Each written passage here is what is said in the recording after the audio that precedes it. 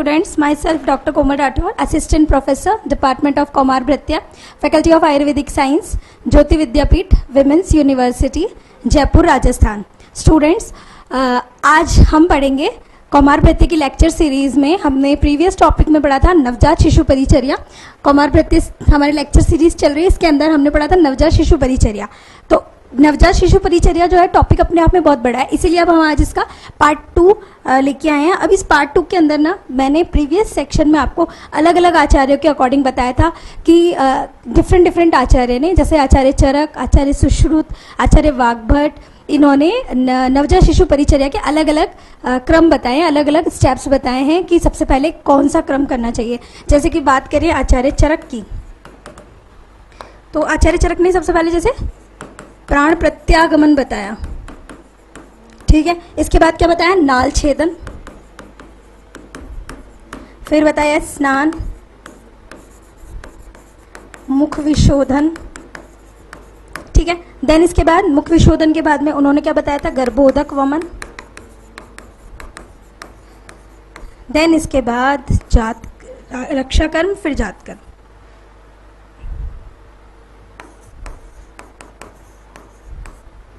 चलिए, पहले रक्षा कर्म है, पहले जात कर्म है।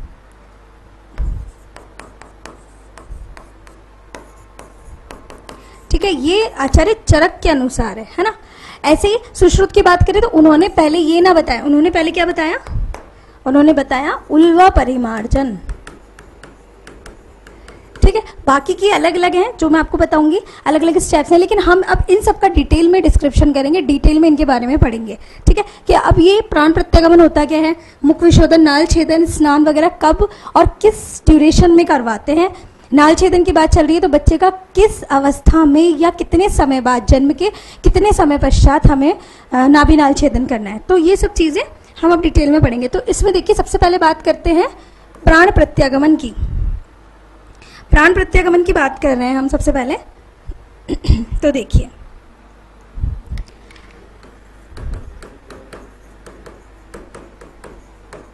प्राण प्रत्यागमन, जिसके लिए मैंने अभी श्लोक बताया आपको, प्रीवियस सेशन में मैंने बताया था कि ये होता है कलेश विहितान प्राणान पुनर्लभते। कहने का मतलब है कि कलेश विहित यानी प्रसव अवस्था के दौरान, मतलब गर्भावस्था में तो 9 महीने बच्चा रहता ही है माता के कोख में, लेकिन उसके बाद जब डिलीवरी होती है तो प्रसव अवस्था में योनिपथ से वो किन किन मुसीबतों या किन किन कष्टों को सहन करता हुआ बाहर निकलता है। तो कलेश का मतलब यहाँ है कष्ट, ठीक है। इन कष्टों से निवारण पाने के लिए या इन कष्टों से परेशान होने के पश्चात जो बालक है, ठीक है, वो कैसे हो जाता है? बलहीन हो जाएगा। तो उसे बलिष्ठ बनाने के लिए, या यूं कहते हैं कि उसे पुनः बल प्राप्त करवाने के लिए, या इसे दूसरी भाषा में कहते हैं कि पुनः प्राणों को पुनः प्राप्त करने के लिए जो हम क्रम करवाते हैं, जो हम कर्म करवाते हैं, उसे हम बोलते हैं प्राण प्रत्यागमन। तो ये लाइन आप हमेशा याद रखें प्राण प्रत्यागमन के लिए, कलेश विहितान प्राणान पुनर्लभते, दैट इज, इसे हम प्राण प्रत्यागमन कहते हैं, ठीक है। अब आप सोचेंगे कि प्राण प्रत्यागमन जो है वो कब कब और किन किन अवस्थाओं में कैसे कैसे कराते हैं। तो इसके लिए स्पेसिफिक एक 3 आचार्य जो चरक हैं उन्होंने 3 अवस्थाएं बताई है, ठीक है। देखिए, सबसे पहले उन्होंने बताया है कि जब बच्चे का प्रसव अवस्था के बाद जब बच्चे का जन्म हो जाता है, तो जन्म होने के पश्चात, जन्म के उपरांत ही जस्ट बच्चे को क्या करें, आप लेके उसे समतल स्थान पे उसे कपड़े में लपेट के पहुंच के उसको अपने पास रखें। उसके बाद उसमें आचार्य चरक बोलते हैं सबसे पहले अश्मनो संगठन, ट है ये ना, संगठन, अश्मनो संगठनन कर्णयोर मूलयो, ठीक है, कर्णयोर मूलयो। मतलब 2 पत्थर के कंकर या 2 पत्थरों के कंकर ले लें आप, उनको बच्चे के कर्ण के मूल में, ये जो कर्ण का मूल है, दैट इज, इसे क्या बोलेंगे कर्ण मूल को? Mastoid process. कर्ण मूल इज मेस्टॉइड प्रोसेस। इस मेस्टॉइड प्रोसेस में यहाँ पे जस्ट ईयर लोब के पीछे, ठीक है। यहाँ पे हम 2 पत्थर लेंगे, 2 पत्थरों को कान के पीछे बजाएंगे, तो इससे क्या होगा, ऑडिटरी नर्व वो उसमें इंपल्स जनरेट होंगे, ठीक है। अब क्या हुआ, 2 पत्थरों को मेस्टर्ड प्रोसेस के यहाँ बजाया तो साउंड, अब यहाँ ध्यान दीजिए ये क्यों करा रहे हैं, साउंड प्रोड्यूस हुई, ये साउंड प्रोड्यूस होगी, दैट इज इंपल्स जनरेट करेगी।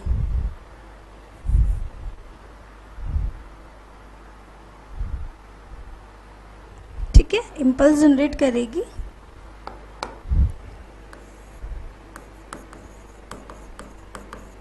इंपल्स जनरेट हुई, फिर क्या होगा, इंपल्स जनरेट होने से साउंड प्रोड्यूस होते ही इंपल्स जनरेट होगी और रिफ्लेक्स कहाँ होगा,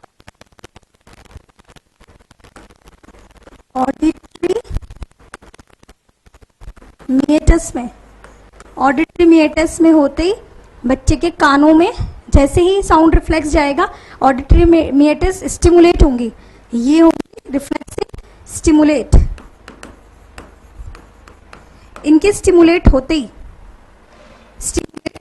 ही अब क्या होगा, रेस्पिरेटरी नर्व स्टिमुलेट और रेस्पिरेशन स्टार्ट।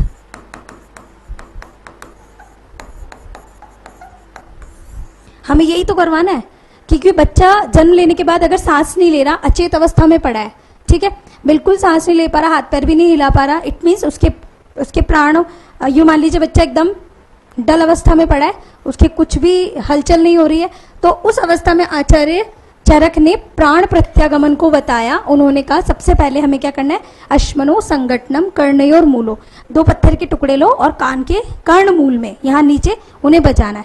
बजाने के बाद ये मॉडर्न हो गया कि साउंड प्रोड्यूस होगी, साउंड से इंपल्स जनरेट होकर रिफ्लेक्स आएगा ऑडिटरी मिएटस में, फिर स्टिमुलेट होगी ऑडिटरी नर्व यहाँ लिख देती हूँ मैं, ऑडिटरी नर्व स्टिमुलेट हुई और रेस्पिरेटरी नर्व्स को स्टिमुलेट करेगा ये, और इससे इसके स्टिमुलेट होते ही रेस्पिरेशन स्टार्ट हो जाएगा।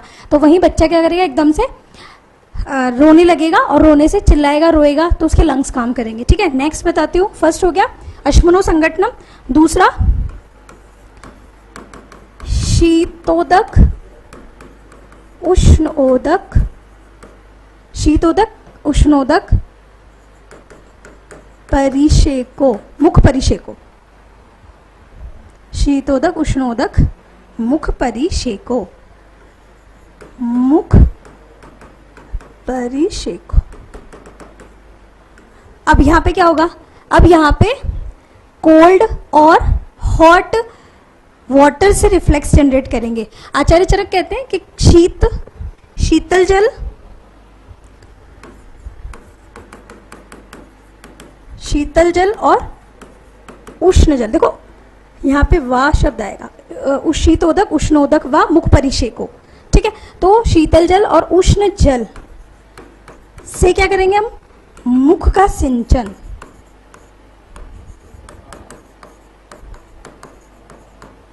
ठीक है।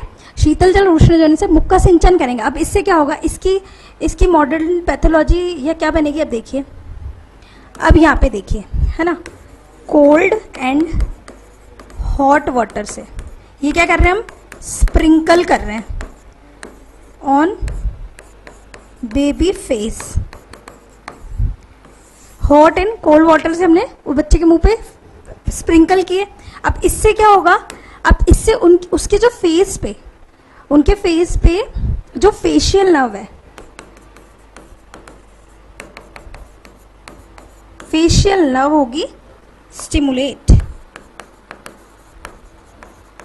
अब फेशियल नर्व स्टिमुलेट हुई, फेशियल नर्व स्टिमुलेट होते से ही, फेशियल नर्व के स्टिमुलेट होने से भी अब इंपल्स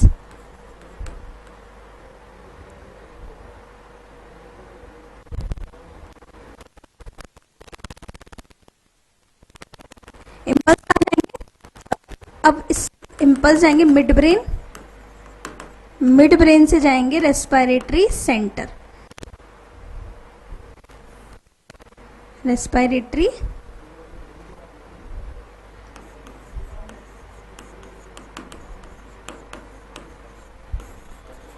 अब अब रेस्पिरेटरी सेंटर में जाते ही वापस से रेस्पिरेटरी सेंटर में जाते ही अब देखिए यहाँ पे ये चीज समझने वाली है कि रेस्पिरेटरी सेंटर के अंदर जाते से ही बच्चे को फिर से एकदम से सांस लेने के लिए लंग्स स्टिमुलेट होंगे, क्योंकि रेस्पिरेटरी सेंटर को ये सिग्नल्स मिल रहे, इंपल्स मिल रहे कि आप रेस्पिरेशन स्टार्ट करें। तो एक ये हो गया प्रोसेस।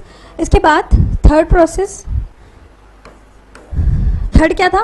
अब पहला कान के नीचे पत्थर बजाए थे कर्णमूल में, दूसरा गरम शीतल जल के छींटे लगाए। अब तीसरा जो प्रोसेस है ना, इसके अंदर क्या करना है कि हम बच्चे के मुंह पे कृष्ण कपालिका सूप, कृष्ण कपालिका शूपेन, अब इससे क्या करेंगे हम? कृष्ण कपालिका सूप से बच्चे के ऑक्सीजन सप्लाई देंगे, या यूं कह दीजिए कृष्ण कपालिका सूप से हम हवा करेंगे बच्चे के। अब कृष्ण कपालिका सूप स्पेसिफिकली इन्होंने क्यों बोली कृष्ण कपालिका सूप? अभी कृष्ण कपालिका सूप जब बच्चे के यहाँ पे ऑक्सीजन सप्लाई होगी इससे, है ना। अब ये ऑक्सीजन सप्लाई क्या करेगी? उसको प्योर ऑक्सीजन मिलेगी उससे, तो बच्चा क्या करेगा? उसको भी इनहेल करेगा। अब यहाँ पे भी इसकी भी प्रोसेस क्या बनते हैं देखिए, कृष्ण कपालिका सूप से, है ना, जैसे ही आपने उस पे विनोइंग करी air, face on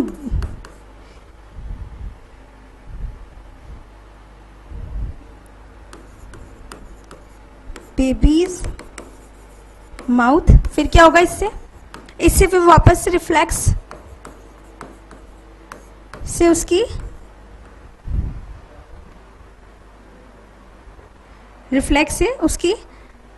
reflex on retina, retina में रिफ्लेक्स से ऑप्टिक नर्व जनरेट होगी। ऑप्टिक नर्व से ऑप्टिक केयाज्मा, ऑप्टिक केयाज्मा के बाद अब पूरा एक ऑप्टिक ट्रैक बन गया। अब ये ऑप्टिक ट्रैक क्या करेगा? लेटरल जेनिकुलेट बॉडी, जो कहां पड़ती है? मिड ब्रेन में, मिड ब्रेन में पड़ती है। अभी मिड ब्रेन में भी क्या होगा? मिड ब्रेन में जाके रेस्पिरेटरी सेंटर्स को स्टिमुलेट करेंगे।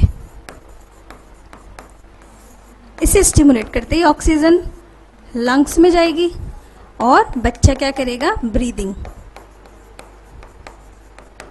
तो ये सारी चीजें किसके लिए कर रहे हैं हम? ब्रीदिंग के लिए। बात समझ में आई कि यहाँ पे क्या करा हमने बच्चे के?